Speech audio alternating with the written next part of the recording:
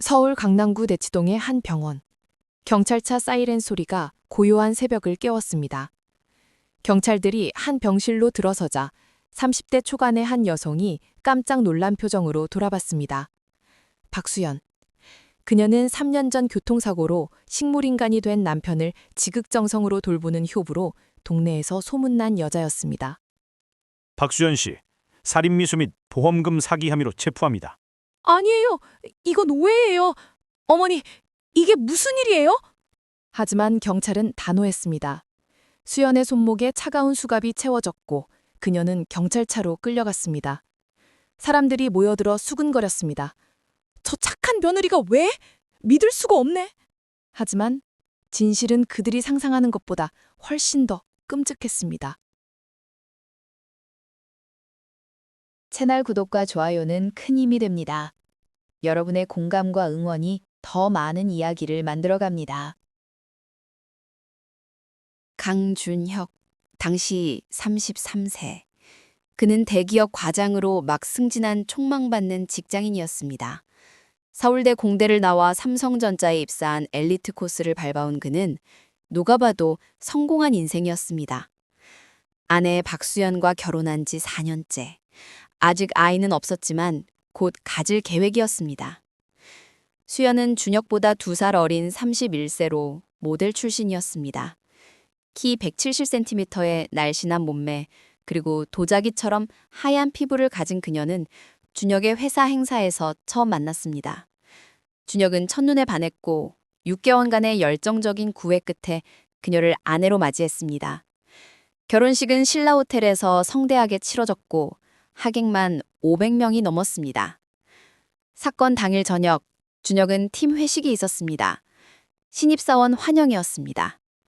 저녁 8시에 시작된 회식은 밤 11시가 넘어서야 끝났습니다. 준혁은 술에 취해 비틀거리며 택시를 탔습니다. 택시는 강남대로를 달렸고 준혁은 뒷좌석에서 창밖을 멍하니 바라봤습니다. 서울의 야경은 여전히 화려했습니다. 그런데 그 순간이었습니다. 신호를 위반한 트럭이 갑자기 끼어들었고 택시기사는 급브레이크를 밟았지만 이미 늦었습니다. 쾅! 엄청난 충격과 함께 준혁은 앞으로 튕겨나갔습니다. 안전벨트를 하지 않았던 그는 머리를 심하게 부딪혔고 그 순간 의식을 잃었습니다. 오후 11시 47분 강남대로에서 교통사고 신고가 접수되었습니다. 구급차가 도착했을 때 준혁은 이미 의식 불명 상태였습니다. 머리에서는 피가 흘렀고 맥박은 미약했습니다.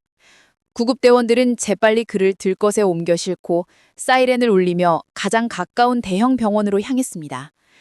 자정이 넘어 병원에 도착한 준혁은 곧바로 응급수술에 들어갔습니다. 뇌외과 전문의들이 5시간에 걸쳐 수술을 진행했습니다. 두개골이 함몰되었고 뇌출혈이 심각했습니다. 수술은 성공적으로 끝났지만 의사들의 표정은 어두웠습니다. 새벽 6시, 수술실 밖에서 기다리던 수연과 준혁의 어머니 김영숙에게 의사가 다가왔습니다. 수술은 성공했습니다. 하지만 환자분의 뇌 손상이 너무 심각합니다. 언제 의식을 회복할지는 장담할 수 없습니다. 수연은 그 자리에서 주저앉았습니다. 영숙도 벽에 기대어 무너져 내렸습니다. 두 사람은 서로를 끌어안고 한참을 울었습니다. 그렇게 준혁은 중환자실로 옮겨졌고 인공호흡기에 의지한 채 침대에 누워있게 되었습니다. 의사는 식물인간 상태라는 진단을 내렸습니다. 3년이 흘렀습니다. 2024년 5월, 준혁은 여전히 깨어나지 않았습니다. 한때 잘 나가던 대기업 과장은 이제 움직이지 못하는 환자가 되어 있었습니다. 회사는 1년간 병가를 주었고 그 후에는 결국 퇴사 처리되었습니다. 수연은 매일 병원을 찾았습니다. 아침 10시면 어김없이 병실에 나타나 준혁의 손을 잡아주고 몸을 닦아주고 머리를 빗겨주었습니다. 병원 간호사들은 수연을 칭찬했고 다른 환자 보호자들도 수연을 본받아야 한다고 말했습니다. 요즘 저런 며느리가 어디 있어? 3년 동안 하루도 안 빠지고 오다니 정말 대단해. 하지만 영숙의 눈에는 뭔가 이상한 점들이 보이기 시작했습니다. 처음에는 작은 것들이었습니다. 수연이 가끔 전화를 받으러 복도로 나갈 때의 표정, 준혁을 바라볼 때의 차가운 눈빛, 그리고 보험금 이야기를 자주 꺼내는 것. 어느 날 오후, 영숙이 예정보다 일찍 병원에 도착했습니다. 평소에는 오후 2시에 왔는데 그날은 약속이 취소되어 12시에 도착했습니다. 병실 문 앞에 섰을 때 안에서 수연의 목소리가 들렸습니다. 전화 통화를 하고 있었습니다. 그러니까 보험금 언제 나오냐니까 벌써 3년이나 기다렸잖아. 뭐? 환자가 사망하거나 회복 불가능 판정이 나야 한다고? 아, 이 사람이 언제까지 이렇게 누워 있을 건데. 아, 알았어. 어쨌든 빨리 좀 해줘. 나도 지쳤다고. 전화를 끊는 소리가 들렸습니다. 영숙은 잠시 후 일부러 큰 소리로 기침을 하며 문을 열었습니다. 수연은 깜짝 놀라 핸드폰을 재빨리 가방에 넣으며 환하게 웃었습니다. 수연아, 왔니? 어머니, 오늘 일찍 오셨네요. 병원비 관련해서 보험회사에 문의하고 있었어요. 영숙은 아무 말 없이 고개를 끄덕였습니다. 하지만 가슴속에서는 불안이 커져갔습니다. 그날부터 영숙은 수연을 더욱 주의 깊게 관찰하기 시작했습니다. 며칠 후 영숙은 또 다른 이상한 장면을 목격했습니다. 새벽 3시였습니다. 영숙은 악몽을 꾸고 잠에서 깼습니다. 문득 아들이 보고 싶어 병원을 향했습니다. 집에서 병원까지는 차로 20분 거리였습니다. 새벽 병원은 고요했고 복도에는 형광등 불빛만이 차갑게 빛났습니다. 영숙이 준혁의 병실에 가까워졌을 때 병실 문틈 사이로 희미한 불빛이 새어나왔습니다. 누군가 안에 있었습니다. 영숙은 조심스럽게 다가가 문틈으로 안을 들여다봤습니다. 수연이었습니다. 수연은 준혁의 침대 옆에 서서 그를 내려다보고 있었습니다. 그리고 입을 열었습니다. 당신 이제 좀 그만 깨어났으면 좋겠어. 아니면 차라리 이대로 죽든가.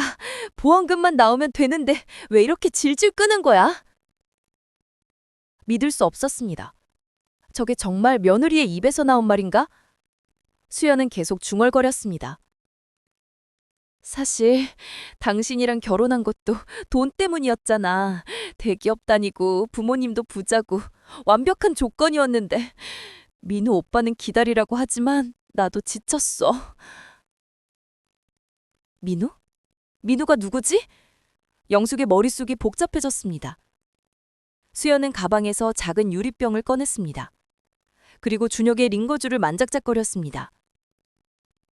선생님이 그러던데 영양제 대신 이걸 조금씩 섞으면 아무도 모르게 할 수 있대. 보험금도 받고 민우 오빠랑 새 출발도 하고 완벽하잖아. 영숙은 더 이상 듣지 못하고 복도를 뛰쳐나왔습니다. 손이 부들부들 떨렸고 다리에 힘이 풀려 그 자리에 주저앉았습니다. 방금 들은 게 현실인가? 며느리가 아들을 죽이려 한다고? 영숙은 화장실로 달려가 토할 것 같은 속을 진정시켰습니다. 그날 이후 영숙은 잠을 이룰 수 없었습니다. 경찰에 신고해야 하나? 하지만 증거가 없었습니다. 새벽에 혼잣말한 것뿐이고 녹음도 하지 못했습니다. 영숙은 며칠간 고민에 빠졌습니다. 어떻게 해야 며느리의 범죄를 막을 수 있을까? 영숙은 병원 당직실 소파에서 잠들어 있었습니다. 수연은 9시에 집으로 돌아갔고 영숙만이 병원에 남았습니다. 영숙은 요즘 며느리를 감시하느라 병원에서 자는 날이 많아졌습니다. 자정이 지나고 병실은 고요했습니다. 인공호흡기에 규칙적인 소리만이 들렸습니다. 준혁은 여전히 침대에 누워 있었습니다. 하얀 시트, 하얀 베개, 그리고 창백한 얼굴. 3년간 변함없는 모습이었습니다. 그런데 그 순간 기적이 일어났습니다. 준혁의 손가락이 미세하게 움직였습니다. 1번, 2번, 그리고 천천히 눈꺼풀이 떨렸습니다. 숨소리가 조금 거칠어졌습니다. 인공호흡기의 패턴이 미묘하게 변했습니다. 준혁은 천천히 눈을 떴습니다. 천장에 하얀 형광등이 눈부셨습니다. 시야가 흐릿했고 머리는 띵했습니다. 몸은 천근처럼 무겁고 손가락 하나 움직이기도 힘들었습니다. 여기가 어디지? 나는 누구지? 기억이 조각조각 떠올랐습니다. 택시, 충돌, 비명소리, 그리고 암흑. 준혁은 고개를 천천히 돌렸습니다. 병실 창문 너머로 서울의 야경이 보였습니다. 네온사인들이 반짝이고 차들이 달리고 있었습니다. 침대 옆 테이블에는 달력이 놓여 있었습니다. 2024년 5월. 준혁은 숨이 멎는 줄 알았습니다. 2024년? 그럼 사고가 난 게 2021년이었으니 3년? 3년이나 지났다고? 준혁은 손을 움직여 보려 했지만 힘이 없었습니다. 발도 움직이지 않았습니다. 입을 열려 했지만 목소리가 나오지 않았습니다. 온몸이 마비된 것 같았습니다. 공포가 밀려왔습니다. 그때 당직실에서 영숙이 깨어났습니다. 뭔가 이상한 기분이 들었습니다. 영숙은 일어나 병실로 향했습니다. 복도를 걸으며 가슴이 두근거렸습니다. 무슨 일이 일어난 것 같은 예감이 들었습니다. 병실 문을 열었을 때 영숙은 믿을 수 없는 광경을 목격했습니다. 준혁이 눈을 뜨고 있었습니다. 3년 만에 처음으로. 영숙은 그 자리에 멈춰 섰습니다. 꿈인가? 환상인가? 준혁도 고개를 돌려 어머니를 바라봤습니다. 두 사람의 눈이 마주쳤습니다. 준혁아, 정말 깨어난 거니? 엄마, 영숙은 아들에게 달려갔습니다. 준혁의 손을 꼭 잡았습니다. 그 손은 차갑고 마른 뼈만 남은 것 같았지만 분명히 살아있었습니다. 눈물이 주르륵 흘러내렸습니다. 3년을 기다렸습니다. 3년 동안 기도했습니다. 그리고 마침내 아들이 돌아왔습니다. 용숙은 준혁을 끌어안고 한참을 울었습니다. 준혁도 눈물을 흘렸습니다. 말은 제대로 나오지 않았지만 어머니의 온기가 느껴졌습니다. 살아있다는 실감이 났습니다. 두 사람은 한동안 아무 말 없이 서로를 안고 있었습니다. 잠시 후 영숙은 정신을 차리고 준혁에게서 떨어졌습니다. 그리고 간호사를 부르려다가 멈칫했습니다. 잠깐, 지금 간호사를 부르면? 당연히 수연에게도 연락이 갈 것입니다. 그리고 영숙의 머릿속에 며칠 전 들었던 수연의 섬뜩한 말들이 떠올랐습니다. 이대로 죽던가. 보험금만 나오면 되는데. 영숙은 재빨리 준혁에게 다가가 작은 목소리로 속삭였습니다. 준혁아, 잘 들어. 지금 네가 깨어난 걸 아무에게도 알리면 안 돼. 특히 수연이한테. 왜요? 수연이는 제 아내. 영숙은 지난 며칠간 목격한 모든 것을 말했습니다.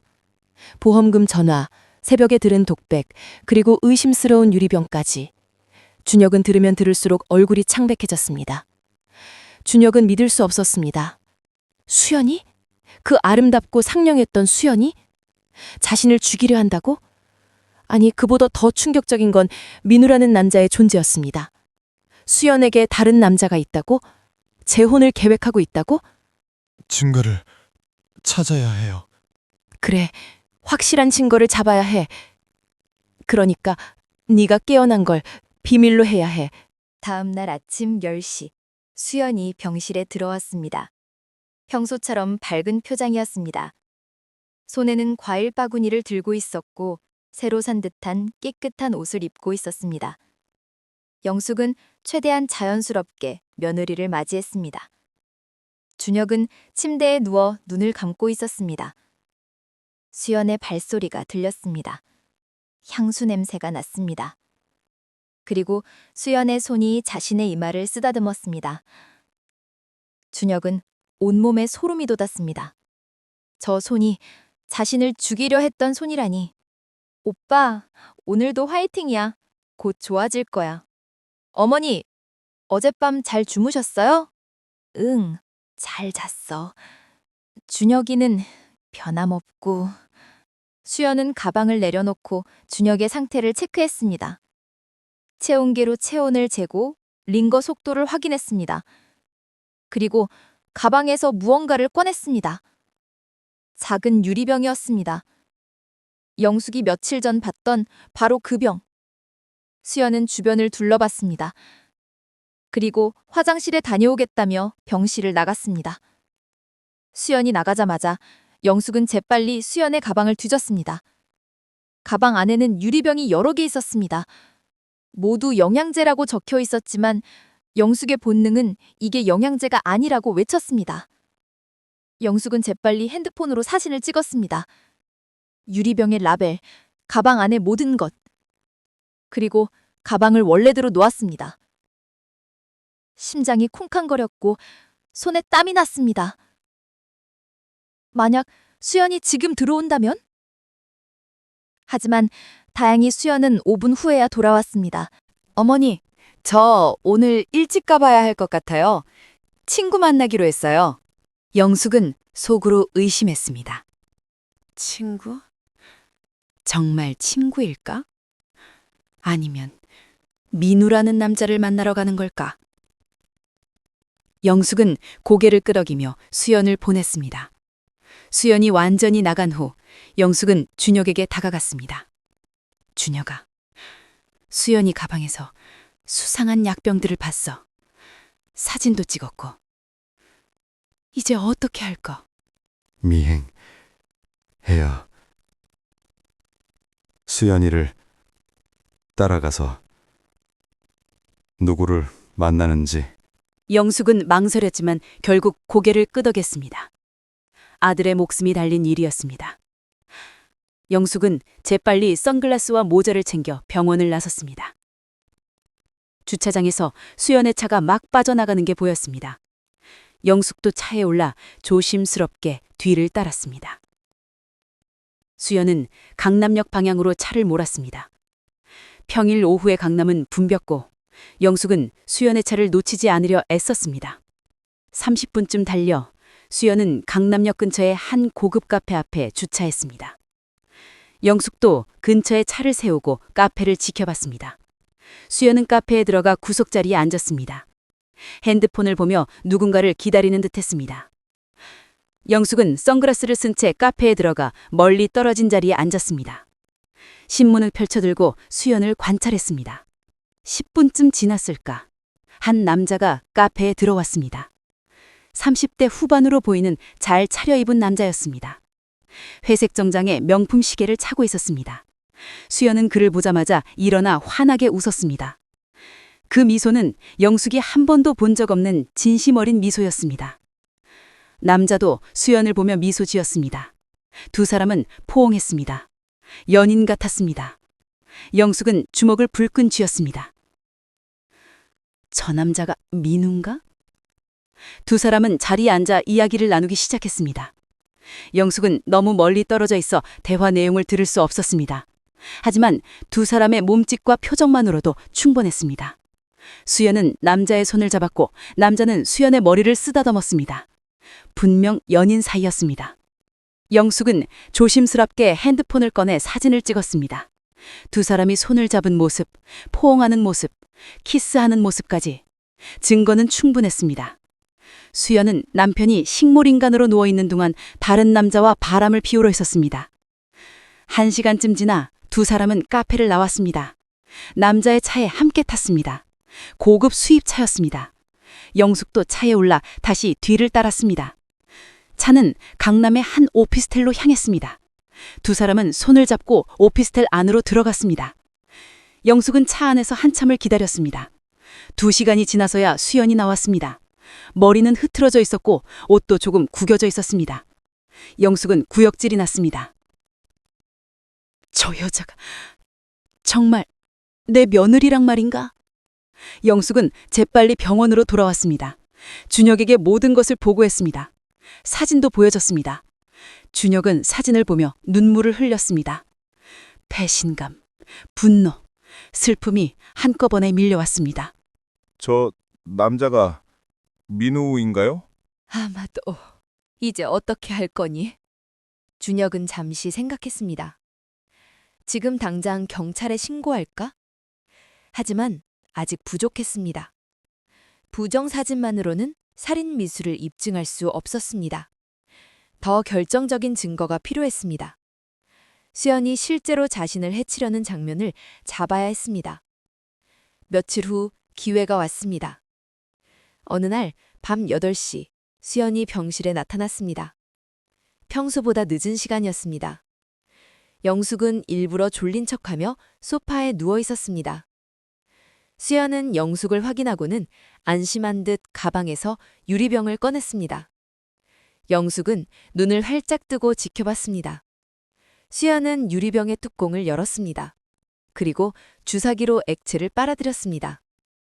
그 주사기를 준혁의 링거줄에 꽂으려는 순간 영숙이 핸드폰 카메라의 녹화 버튼을 눌렀습니다.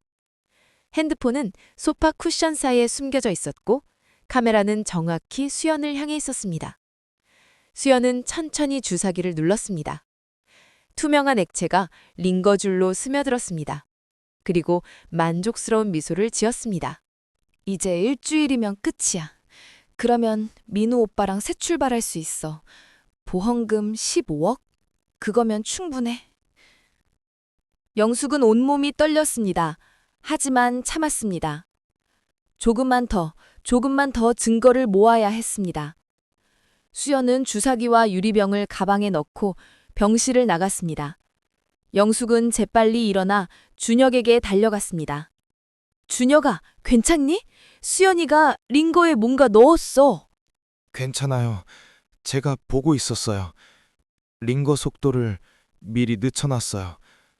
약이 제대로 안 들어와요.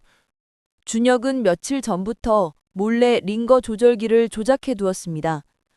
링거가 거의 들어가지 않도록 만들어둔 것입니다. 그래서 수연이 무엇을 넣든 준혁의 몸에는 영향이 없었습니다. 영숙은 안도의 한숨을 쉬었습니다. 녹화했어. 이제 증거는 충분해. 경찰에 가자. 아직 하나 더 남았어요. 민우가 누군지 알아내야 해요. 준혁의 말이 맞았습니다. 수연만 잡아서는 안 됐습니다. 공범인 민우도 함께 잡아야 했습니다. 영숙은 다시 탐정 역할을 맡았습니다. 며칠간 수연을 미행하며 민우에 대한 정보를 모았습니다. 그 결과 충격적인 사실이 드러났습니다. 민우의 본명은 이민우, 37세. 그는 의사였습니다. 강남의 한 성형외과 원장이었습니다. 그리고 더 놀라운 사실은 민우가 수연에게 독극물을 제공한 장본인이라는 것이었습니다. 영숙은 병원 근처에서 며칠을 잠복했습니다. 그리고 결정적인 장면을 포착했습니다. 수연과 민우가 병원 주차장에서 만나는 장면이었습니다. 민우는 수연에게 작은 상자를 건넸고 수연은 그것을 받아 가방에 넣었습니다. 영숙은 그 장면을 모두 녹화했습니다. 이번 게 마지막이야. 이번만 쓰면 일주일 안에 끝날 거야. 그러면 우리 약속대로 결혼하는 거지? 당연하죠, 오빠. 제가 얼마나 오빠만 기다렸는데요. 보험금 나오면 오빠 병원도 키우고 우리 같이 행복하게 살아요. 영숙은 모든 것을 녹화했습니다. 이제 증거는 완벽했습니다.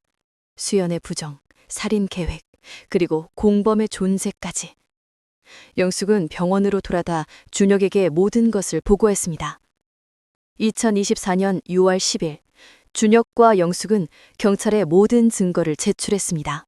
녹화 영상, 사진, 그리고 수연의 가방에서 발견한 약물까지. 경찰은 증거를 검토한 후 체포영장을 신청했습니다. 하지만 경찰은 더 확실한 증거를 원했습니다. 현행범으로 잡는 것이 가장 좋다고 했습니다. 경찰과 준혁, 영숙은 함정을 만들기로 했습니다. 준혁이 위독하다는 소식을 흘리는 것입니다. 그러면 수연은 서둘러 마지막 일을 저지르려 할 것이고 그 순간을 잡는 것입니다. 6월 14일, 병원 측의 협조를 구했습니다. 담당 의사가 수연에게 전화를 걸었습니다. 보호자님, 환자분의 상태가 급격히 악화되고 있습니다. 오늘 밤이 고비일 것 같습니다. 빨리 오셔야 할 것 같습니다. 전화를 받은 수연의 얼굴에 미묘한 미소가 번졌습니다. 드디어 때가 왔다고 생각했습니다. 수연은 재빨리 옷을 챙겨 입고 병원으로 향했습니다. 가방에는 민우가 건넨 마지막 약물이 들어있었습니다. 오후 7시, 수연이 병실에 도착했습니다. 영숙은 복도에서 눈물을 흘리며 앉아 있었습니다. 연기였지만 진짜처럼 보였습니다. 어머니, 준혁 오빠가 어떻게 된 거예요? 의사 선생님이 오늘 밤이 고비래. 수연아, 우리 준혁이. 수연은 영숙을 위로하는 척하며 병실로 들어갔습니다. 준혁은 침대에 누워 있었고 각종 기계들이 경고음을 울리고 있었습니다. 물론 이것도 연출이었습니다. 의료진의 협조로 만든 상황이었습니다. 수연은 주변을 둘러봤습니다. 간호사들은 보이지 않았습니다. 의사도 자리를 비웠습니다. 완벽한 타이밍이었습니다. 수연은 가방에서 주사기와 약물을 꺼냈습니다. 손이 약간 떨렸지만 곧 진정했습니다. 수연은 주사기에 약물을 가득 채웠습니다. 그리고 준혁의 링거줄에 주사기를 꽂았습니다. 천천히 약물을 주입하기 시작했습니다. 그 순간 수연의 입가에 미소가 번졌습니다.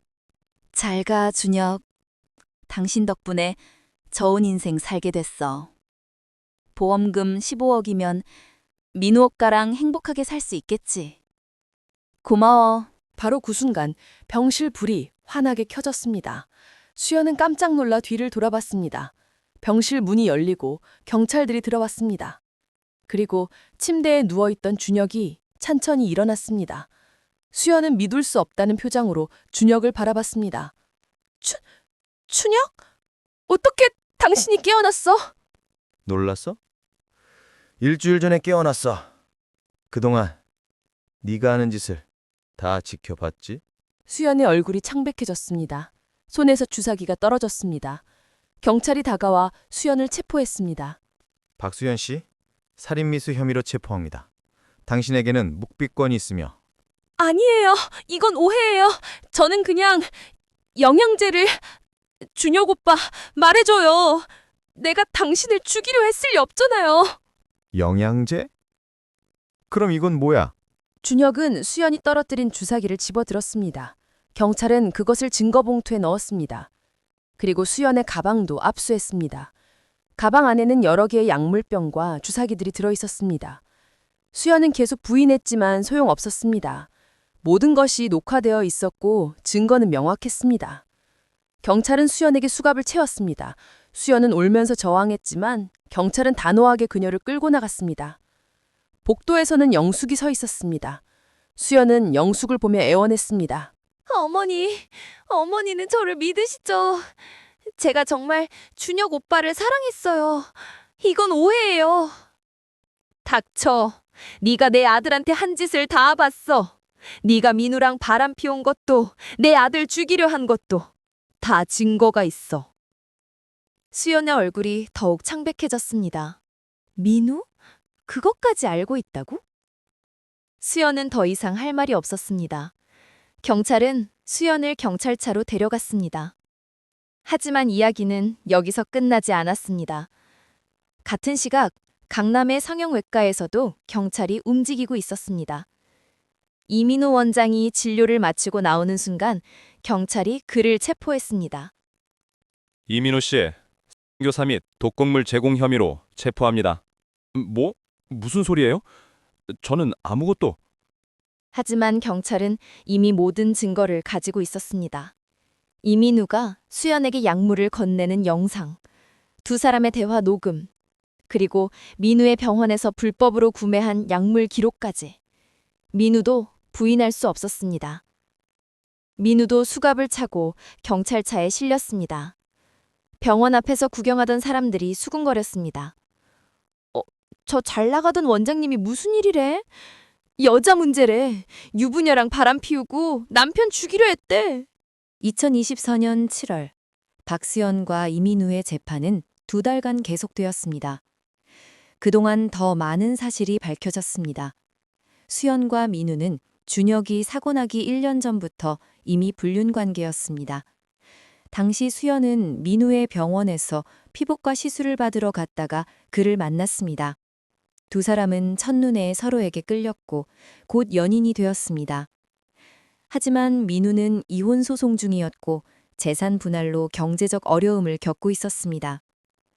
수연도 준혁과의 결혼 생활이 지루했습니다. 사랑 없는 결혼이었으니까요. 두 사람은 함께 새 출발을 꿈꿨지만 돈이 문제였습니다. 그러던 중 준혁이 교통사고를 당했습니다. 처음에 수연은 진심으로 슬퍼했을 수도 있습니다. 하지만 시간이 지나며 생각이 바뀌었습니다. 준혁은 15억 원의 생명보험에 가입되어 있었습니다. 만약 준혁이 죽으면 그 돈은 모두 수연의 것이 됩니다. 민우가 아이디어를 냈습니다. 서서히 독을 먹이면 아무도 모를 거야. 식물인간은 어차피 면역력이 약하니까 합병증으로 죽은 것처럼 보일 거야. 수연은 처음엔 망설였습니다. 하지만 민우의 설득과 15억이라는 거액에 마음이 흔들렸습니다.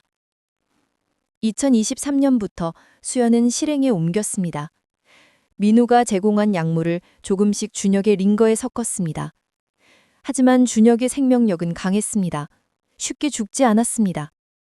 수연은 점점 조급해졌고 약물의 양을 늘렸습니다. 그러던 중 준혁이 깨어난 것입니다. 이 모든 사실이 법정에서 밝혀지자 방청객들은 경악했습니다. 어떻게 사람이 저럴 수 있을까? 3년간 헌신적으로 간병하는 척하면서 남편을 죽이려 했다니. 언론은 수연을 악마 같은 여자라고 불렀습니다.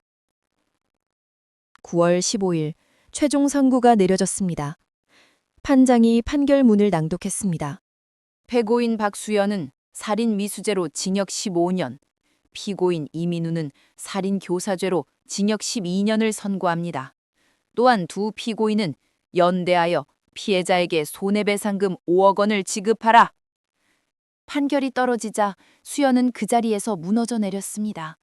민우는 고개를 떨구었습니다. 15년, 12년, 결코 짧지 않은 시간이었습니다. 두 사람의 꿈은 산산이 부서졌습니다. 준혁은 휠체어에 앉아 그 광경을 지켜봤습니다. 감정이 복잡했습니다. 한때 사랑했던 여자가 저렇게 무너지는 모습을 보니 마음 한편이 아팠습니다. 하지만 그녀가 자신을 죽이려 했다는 사실을 생각하면 분노가 치밀었습니다.